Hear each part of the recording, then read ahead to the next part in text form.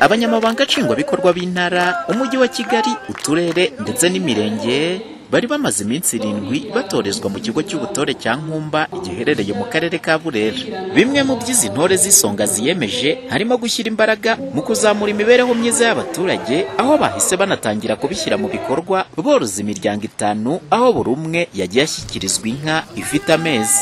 Mfite umunezero udasanzwe kuko uyu munsi norojwe inka. Ndashimira Perezida wa Repubulika rwose, arakoze cyane, Imana imuhe umugisha. Nimugerayo mumunshimire muti Uwimana Evariste, ngiye gukama amata abana banywe niteze imbere mu buzima bwanjye. N'ubwa mbere ngiye korora, ariko nkaba nkundi nka pe, nkaba narabuze ukuntu nyibona, ariko ubu nkaba nyibonye. Naguraga gafumbire ku ruhande, ariko ubufumbire ngiye kuzajya ndikura iwanjye.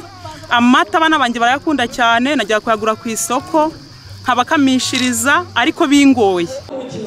Minisitiri w'ubutegetsi bw'igihugu Musabyimana Jean Claude mu gusoza iri torero ry'isonga yasabye izi ntore ko ibyo zatojwe bitazaba amasigara cyicaro.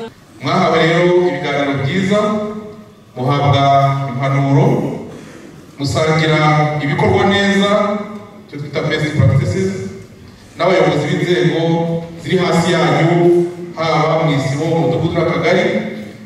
Turizera ko ibyo mwasangiriye hano bitazaba amasigara cyicaro nk'uko twabivuze kuva kare, ko ahubwo ugiye kubikwirakwiza aho muyobora. Iyi niyo mikorere izana impinduka twifuza mu baturage, aho twifuza ko tuva mu mibare gusa iri mu bitabo, ahubwo tukajya aho ibintu bikorerwa, tukamenya ibihaba.